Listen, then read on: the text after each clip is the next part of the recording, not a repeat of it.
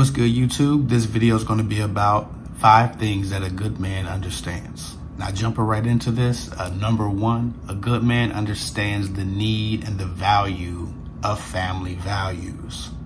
And he also understands that those family values don't just pertain to how he feels about the family that built him, but the family he's building himself. Starting with how he treats his own woman. A lot of you women date guys and you tell me all about their family values when we're on the phone and we're doing these coaching sessions. He has family values. I love him. I like him because he has family values. But he treats you like shit.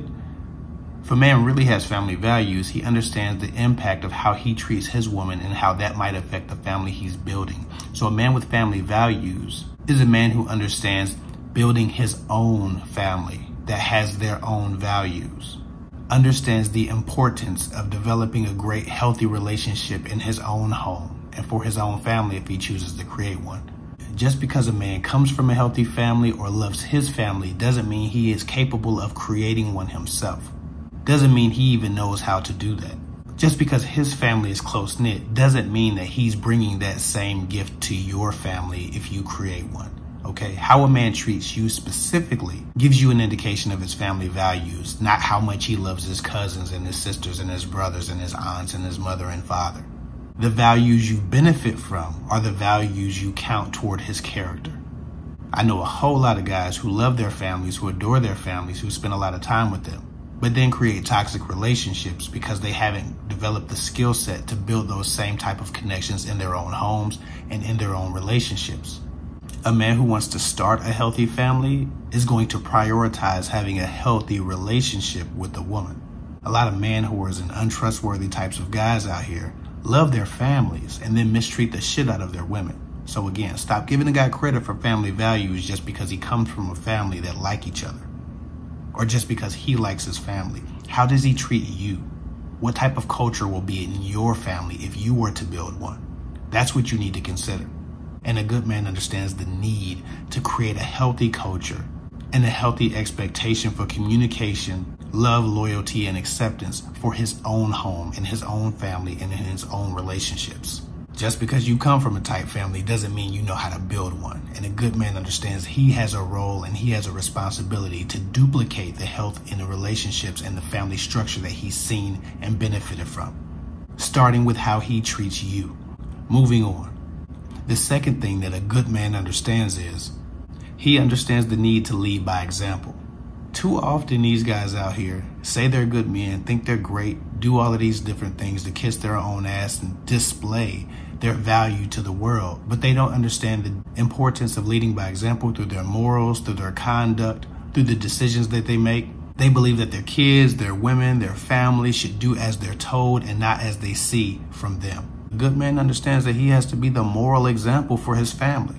He has to set the tone for what's acceptable, what's culture, what's expected of those in his home. He first gives respect to receive respect. He gives loyalty to receive loyalty. He gives acceptance to receive acceptance. He gives honesty to receive honesty. He gives consideration to receive consideration. He leads by example. Too often people out here want to receive the best from their partners and from their families, but what they offer is far less. Again, a good partner, a good man understands that he needs to lead by example by being the change or being the culture he wishes to see in his home and in his relationship and in the family he's developing. And too often people assume that if a guy starts a family, then all of a sudden he'll start to exhibit all of these qualities that he's never practiced. If a man doesn't lead by example now, if that's not his MO now, it won't be his MO later. If he doesn't think on these things now, if they're not in practice now while he's single, they probably won't be in practice in his relationship. People don't just become different people because they have a baby or start a relationship. What you see from him morally now as a single man is what you'll get from him in a husband or in a long-term partner. So what example is he setting right now? That's the important question. Moving on. The third thing a good man understands is he understands the value of a peaceful home. Too often people who cause chaos and anxiety want peace from other people. They want tranquil environments that don't challenge them and don't correct them and don't get on their nerves. They want everything around them to be easy. But what they give and what they contribute isn't easy on anyone. A good man understands that to get peace, And to live in peace, he must also exhibit it. He must also make decisions and take actions that contribute to the peace of others, especially his woman or his family. He understands that he can't bring chaos and expect peace from people, especially his partner. I've known a lot of guys who yell and scream and cuss and fight and even abuse women and then get upset when their peace is disturbed. How dare someone piss them off, irritate them, shake their confidence, give them anxiety, disturb their quiet. A good man understands the value of a peaceful home. So his actions, his decisions, and the culture he brings to the relationship contributes to peace. He gives what he requires, which gives his partner peace. Moving on. The fourth thing that a good man understands is he understands the value of an emotionally secure woman. Meaning he's not going to do anything that gives her fear or anxiety or trepidation. He's not going to do anything that breaks her trust or causes her to feel less secure about her place in his life or the relationship or his commitment to it. A good man understands the value of a secure woman because he's hoping for that same type of security and trust in her as well. He understands how it makes him feel powerful. It makes him feel empowered and motivated and inspired to be his best. And he wants to give that same inspiration to his woman. He understands that when he is emotionally secure, he's put in a position to thrive. And he wants his woman to thrive. He wants the team to thrive. An emotionally insecure woman can't contribute to a peaceful home because she doesn't live in one. To be ruled by anxiety is the very opposite of peace. And those ruled by anxiety can't offer peace because they have none to give. If a man wants a peaceful home, he needs to understand that to get that, he needs to provide an environment for his woman to be emotionally secure. Because when she's at her best, he's at his. An emotionally secure woman trusts. An emotionally secure woman is more loyal. An emotionally secure woman is more supportive. She's a better partner. She's more patient. She's more willing to do things to serve him and the relationship. She's less defensive. Her temperament's better. Her temper is better. She's more dedicated to being her best.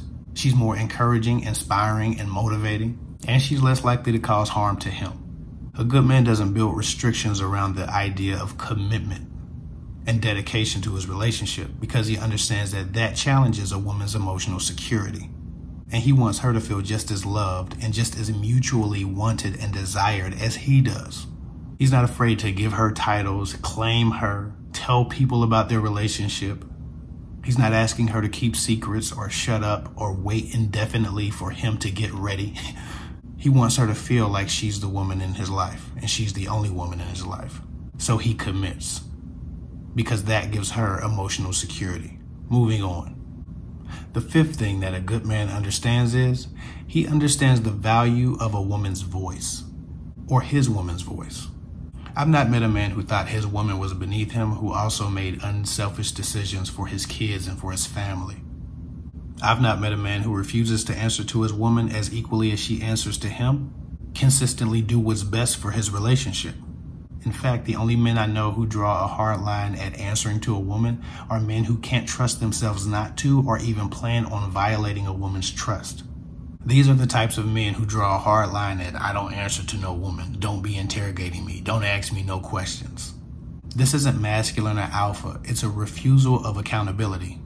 A good man understands the value of accountability and the value of his woman's voice being at full power. And when a man doesn't answer to a woman and he refuses to answer questions or find himself to be responsible to her at all, it shrinks her voice. He wants her voice to be at full power. He wants her to feel motivated and inspired and powerful. He wants her to feel empowered in the relationship as an equal, not as a subordinate.